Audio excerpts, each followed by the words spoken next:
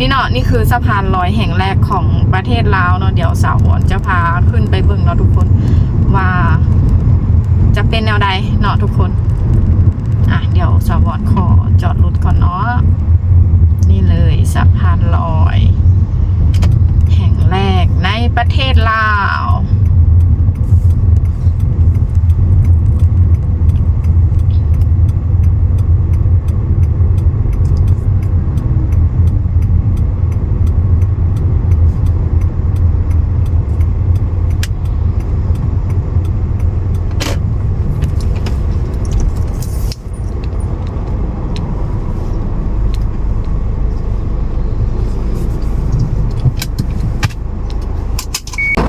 ฮัลโหล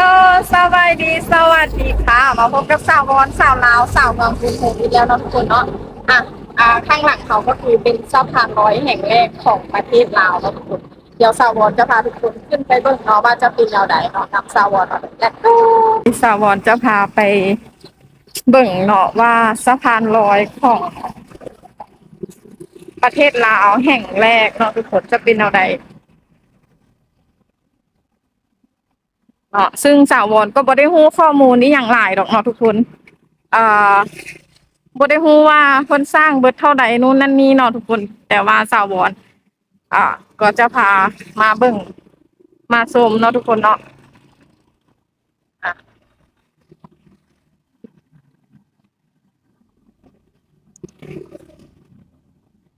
อันนี้ก็คือตั้งอยู่บ้านโพนพะเนาเนาะทุกคนเมืองไซเศรษฐาเนาะนครหลวงเวียงจันทน์นั่นเองทุกคนเดี๋ยวสาววอนจะพาขึ้นไปเนาะ เห็นตึกสูงๆนั่นบอกทุกคนจะเป็นตึกที่เพิ่นกำลังสร้างเนาะน่าจะเป็นห้างสรรพสินค้าเนาะของสาวจีนเนาะที่มาเฮ็ดอยู่ในประเทศลาวเดี๋ยวถ้าเขาเจ้าเฮ็ดสำเร็จเนาะเดี๋ยวแล้วสาววอนก็จะมารีวิวให้เบิ่งเนาะเดี๋ยวเขาขึ้นไปสะพานลอยกันเลยเนาะทุกคนเนาะ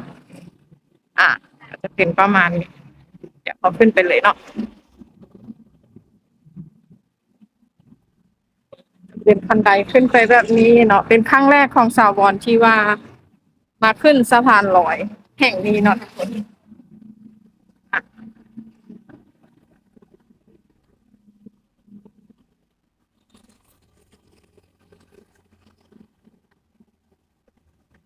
นี่เนาะทุกคน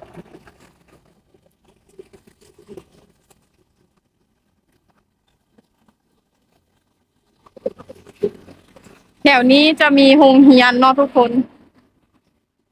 เพิ่นจะเฮ็ดสะพานลอยนี่ก็เพื่อว่าความสะดวกของนักเรียนเนาะทุกคนเขาขึ้นไปต่อ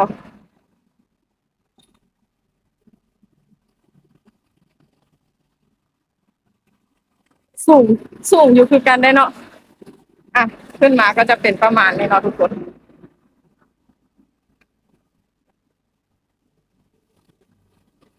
แอบหอบหน่อยนึงเนาะทุกคนเนาะ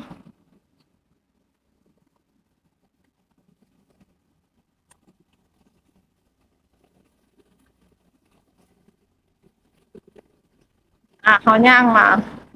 ความยาวก็จะบ่ได้ยาวหลายเนาะทุกคนก็จะประมาณเนาะ30-40 เมตร50 เมตรนี่แหละเนาะทุกคน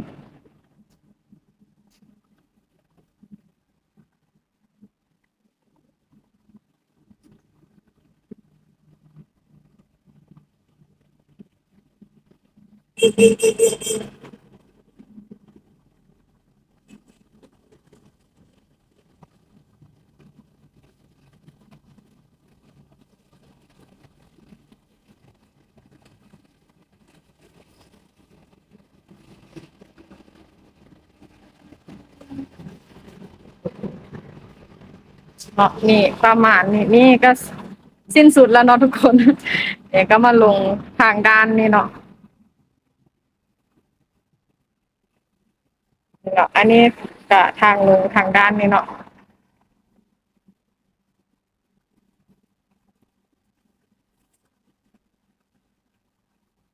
จะประมาณนี้เนาะก็บ่ได้มีคนมาย่างข้ามเนาะตอนนี้ก็ตอน เที่ยงพอดีเลย12 โมงตรงตอนสวยเนาะทุกคนให้เบิ่งวิวรอบๆเนาะ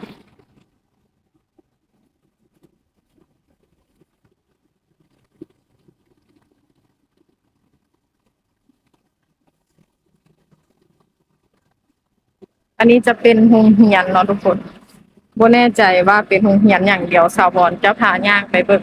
ป้ายโรงเรียนเนาะอ่ะเอาย่างลงไปก่อน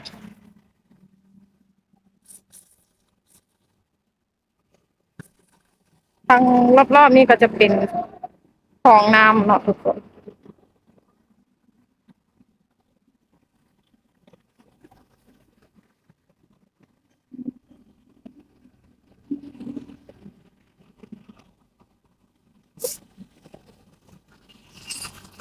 มันก็จะลงไป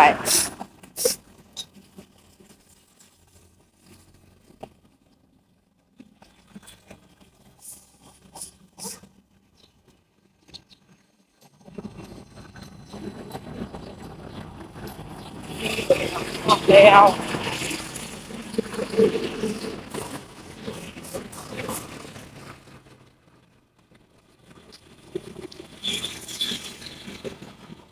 เดี๋ยวสาววอนจะไปเบิ่งว่าอันนี้เป็นโรงเรียนอหย่างเนาะ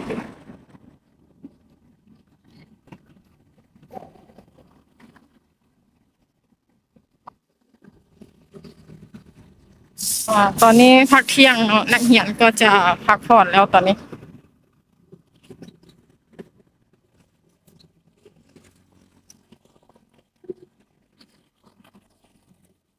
เนาะสะพานลอย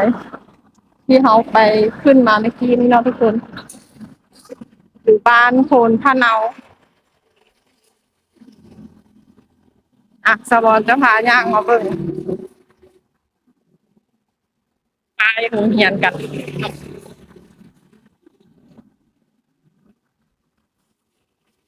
ก็จะมีบ่อนป้ายรถเมล์เนาะบ่อนนั่งท่ารถอยู่ข้างหน้าด้านโรงเรียนนี่เนาะทุกคน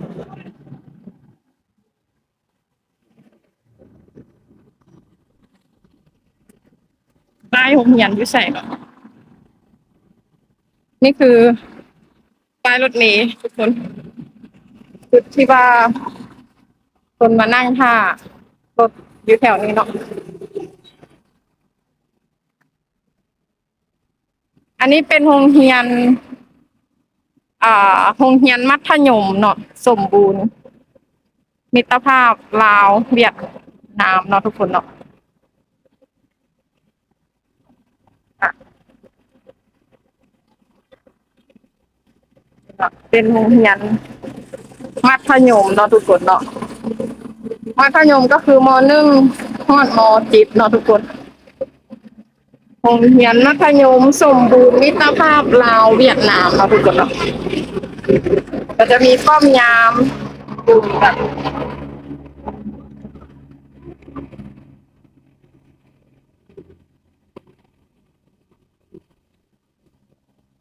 ี้เนาะบรรยากาศก็จะประมาณนี้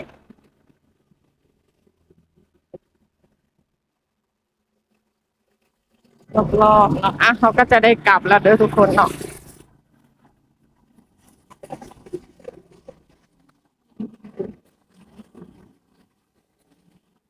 เอาสวอนย่างกลับไปขึ้นอ้อยน่าจะบ่ขึ้นสะพานเนาะปวดขาเดี๋ยวจะย่างข้ามทางเอา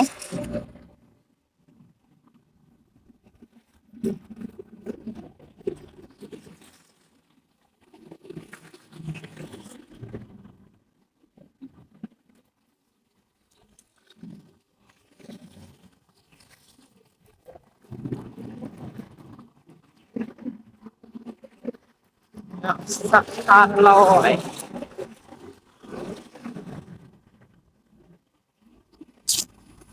เดี๋ยวสวรรค์จะย่างข้ามทางไปเบื้องนั้นเนาะรถเขาอยู่เบื้องนั้น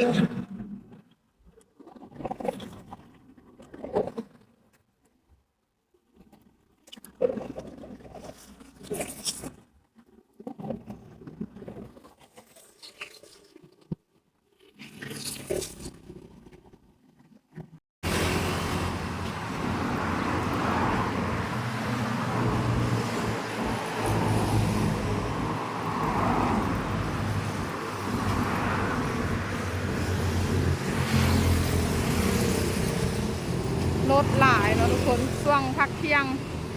ช่วงตอนเที่ยงเนาะรถก็จะหลาย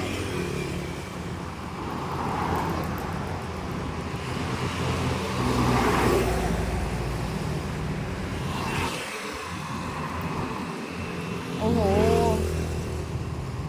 รถหลายอยู่เนาะเดี๋ยวเราจะข้ามย่างไปอีกก็ได้เนาะทุกคนเพราะว่ารถเราอยู่ครึ่งบ่อนนั้นคุณเนาะ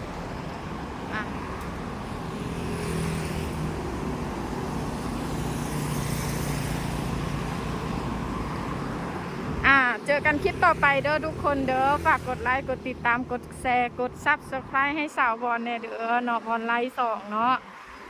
อ่าสำหรับใครที่ว่าอยากซัพพอร์ตสาวบอลก็อยากกดข้ามโฆษณาเด้อทุกคนเนาะเดี๋ยวสาวบอลจะขอตัวกลับกันเด้อเนาะทุกคน